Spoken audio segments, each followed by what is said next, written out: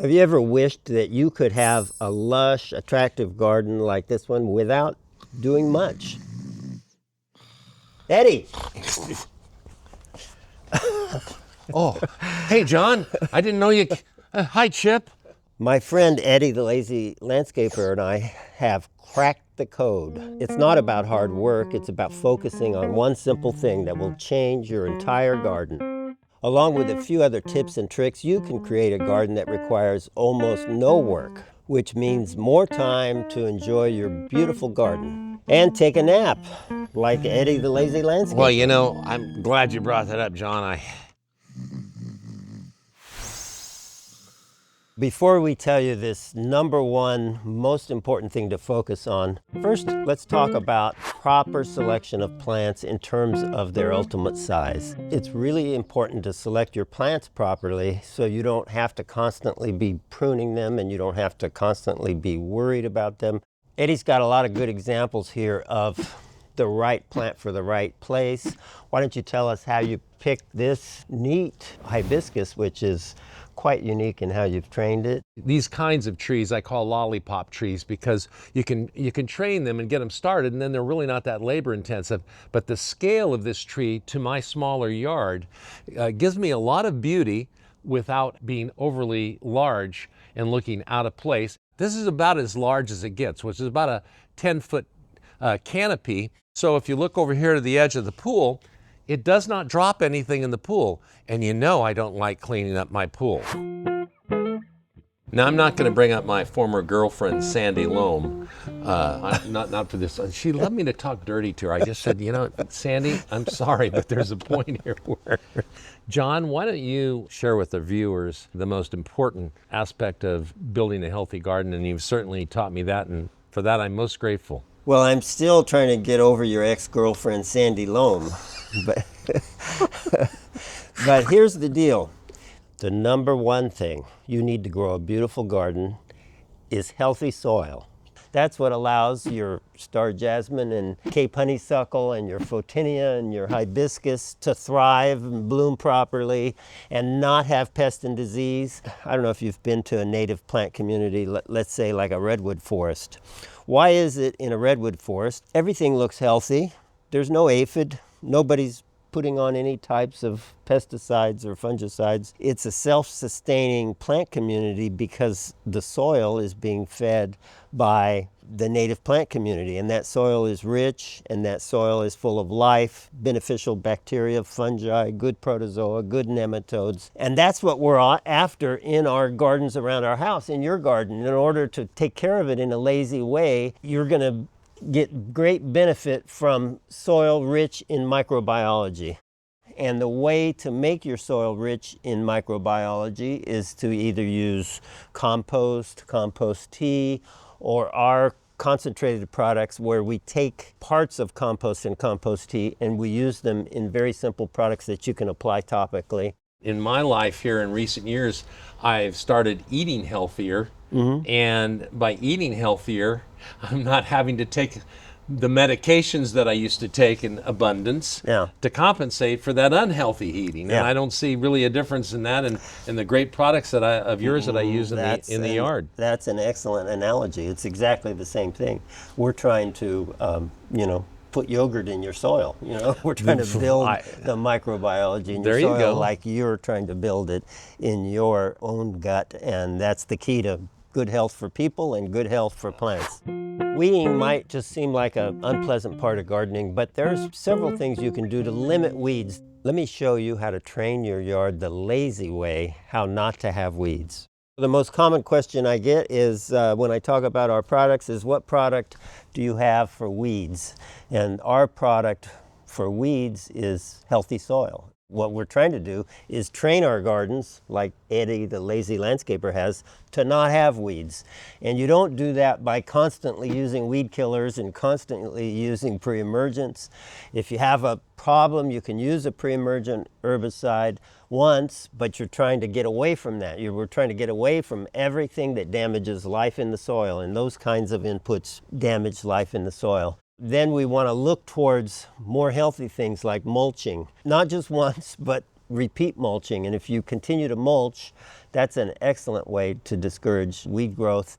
We want to look towards ways of watering where we're not throwing water everywhere, but we're just delivering water to the plant. When we throw water everywhere, we have weed pressures everywhere. What are your techniques for controlling your weeds? Or maybe you've just trained it not to have any weeds. A lot has to do with your product line, and also I'm a big believer in humus and mulching. In fact, my wife says I have a good sense of humus. And I don't know if I'm that fungi, but that disproves that, right? Well, there.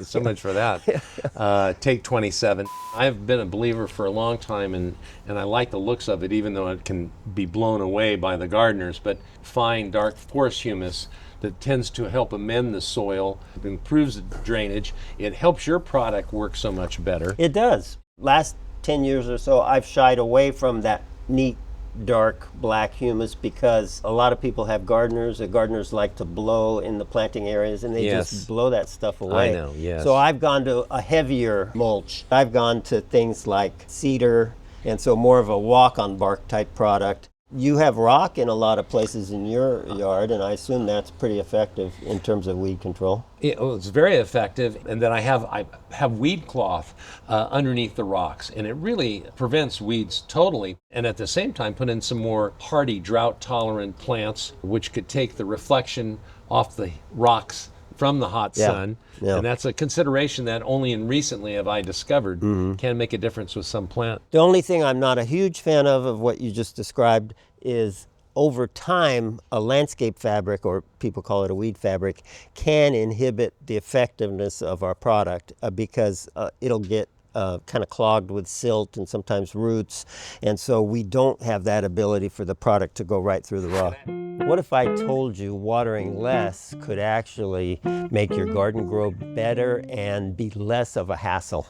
We want to water as little as possible with everything thriving and not needing more water.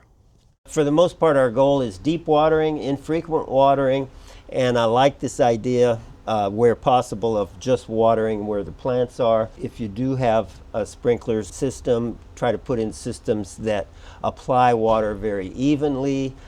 Head-to-head coverage, meaning the spray of one sprays to the head of the next sprinkler, not to the spray of the next sprinkler.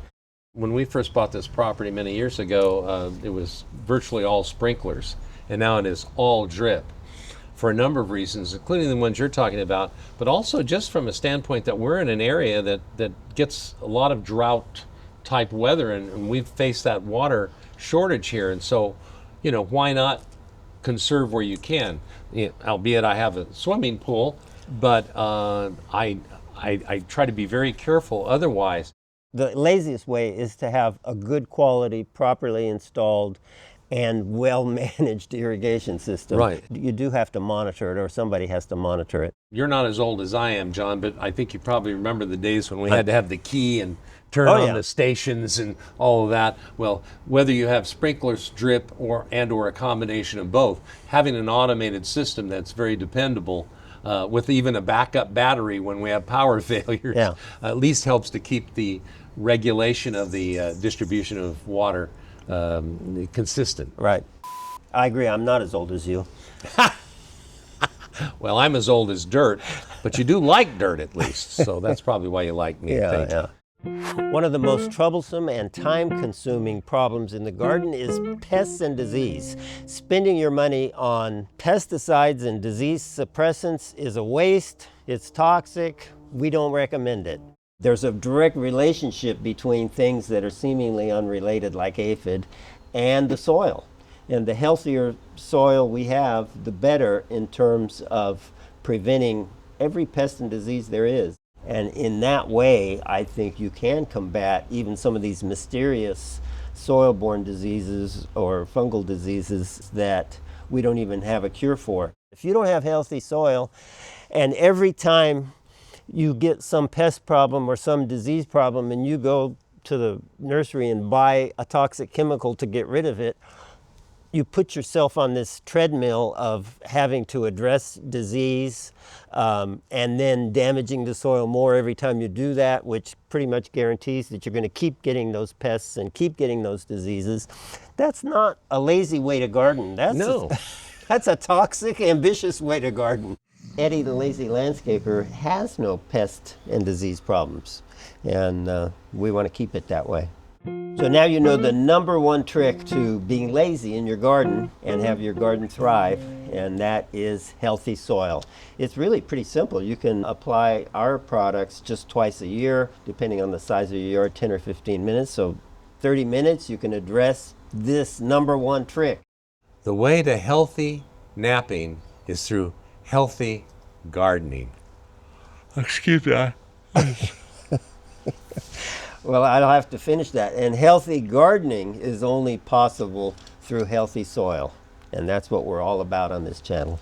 If you like this video, Chip and I would really appreciate it if you would subscribe and like the video itself. This is our first video with Eddie the Lazy Landscaper, so let us know how he did. Eddie, what do you think? Do you want to come back?